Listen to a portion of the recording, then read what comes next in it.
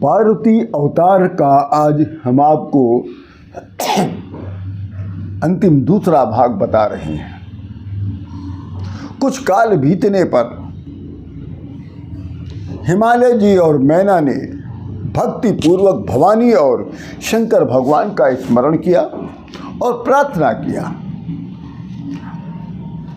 कहा कि हे जगदम्बा माता, देवकार के हेतु आप हमारे यहाँ प्रकट होइए। जगदम्बा माँ ने मैना के गर्भ से अवतार लेना निश्चित किया। उसी समय मैना ने अपने पति हिमालय को सुख देने वाला, देवताओं को आनंद निमित्त और समस्त मनोरथ को पूर्ण करने वाले गर्भ को मैना देवी ने धारण कर लिया। मैना देवी गर्भ धारण करते ही अत्यंत दुर्बल हो गई। इतनी दुर्बल हो गई कि वो आभूषणों को धारण करने में समर्थ नहीं थी, असमर्थ हो गई। इसलिए उन्होंने उस समय समस्त आभूषणों का त्याग कर दिया।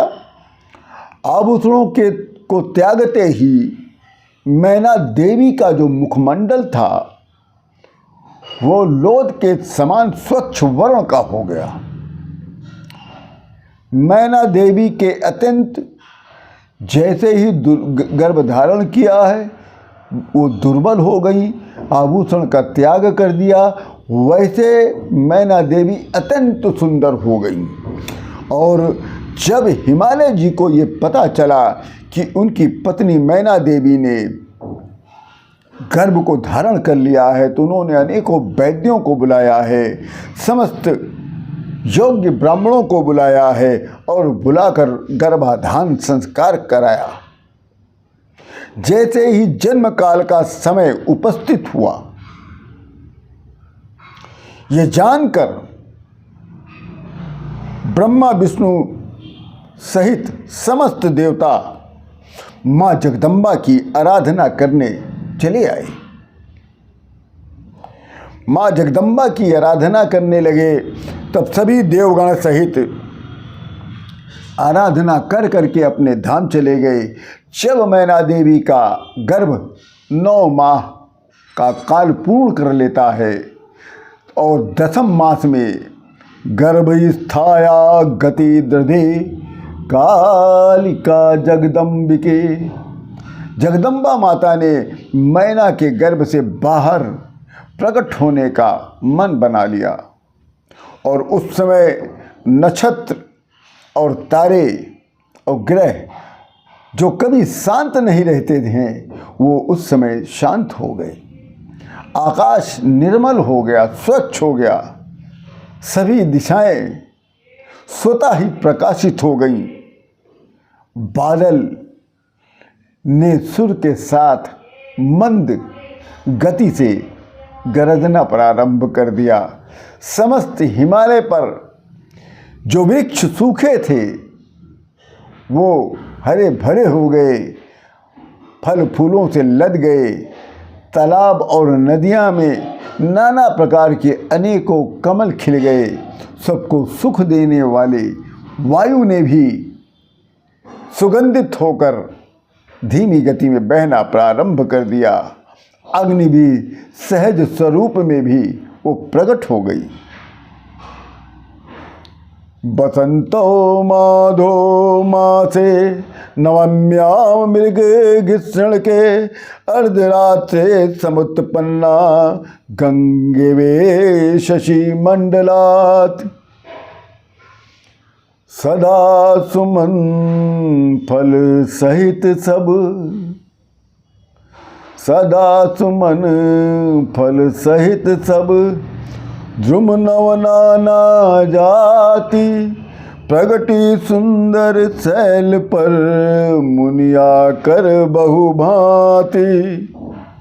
तब बसंत ऋतु के चैत्र मास के 9वीं के दिन मृगशिरा नक्षत्र में आधी रात के समय माँ जगदम्बा मैना देवी के गर्भ से अपने दिव्य स्वरूप को प्रकट कर दिया। तत्क्षण देवताओं ने आकाश मंडल से दुंदुभी और शंखों को बजाना आरंभ कर दिया। पुष्पों की वर्षा अपने आप स्वतः प्रारंभ हो गई। गंधर्व गण गाने लग गए, अप्सराएं नृत्य करने लग गई। उसी समय शंकर भगवान अति प्रसन्न हो गए और कहते हैं, देवी तुम भक्त सुलभे सर्वकार्य विधायिनी कलो ही कार्य सिद्धि अर्थम मुपायम ब्रूहि यत्नतः। शंकर भगवान कहते हैं कि हे देवी, तुम भक्तों के लिए सुलभ हो, समस्त कार्यों का विधान करने वाली हो, कलयुग में समस्त कामनाओं को पूर्ण करने वाली हो। यदि और उस वाणी, अपनी वाणी द्वारा सम्यक रूप से सबको अपने वश में करने वाली हो। देवताओं ने भी उनकी वंदना करना प्रारंभ कर दिया। जब वो माँ जगदम्बा मैना देवी के गर्भ से पार्वती स्वरूप में प्रकट हो गई, तब मैना ने गर्भ से प्रकट होते ही माता का दर्शन करती हैं और तब माता स्वयं कहती हैं कि हे मैंने, उठ और देख, मैं तेरी भक्ति से प्रसन्न होकर आज तेरी पुत्री बनकर मैं आज यहाँ पर आ गई हूँ। तुझे वरदान देना भी चाहती हूँ। तूने वरदान पहले भी मांगा था कि देवताओं के अपूर्ण कार्य को पूर्ण करने के लिए तुम मेरी पुत्री बनकर प्रकट हो, तो मैं आज तेरी पुत्री बन के आ गई हूँ। और आज तुमको इस समय मैं साक्षात दर्शन दे रही हूँ, और जिस समय मैं तुम्हारी पुत्री स्वरूप में आ जाऊँगी तो तुम इस ज्ञान को भूल जाओगी। इसलिए जो भी मांगना हो आज आप मांग लीजिए। ये समस्त शुभ समाचार चारों दिशाओं में, दसों दिशाओं में फैल गया। सभी जगह अब स्वतः सुख और शुभ और मंगल ये तीनों अपने आप बिखरने लग गए। देवकार करने वाली, परम कल्याणकारक, सुखदायक पार्वती का प्रकट होने का समाचार जब हिमालय जी ने जब सुना है तो प्रसन्नता के साथ नाचना प्रारंभ कर दिया। नगर में बाजे बजने लग गए, उत्सव होने लग गया। इस प्रकार से माँ जगदम्बा का सती स्वरूप को त्याग कर उन्होंने दूसरा स्वरूप पार्वती स्वरूप को धारण किया था।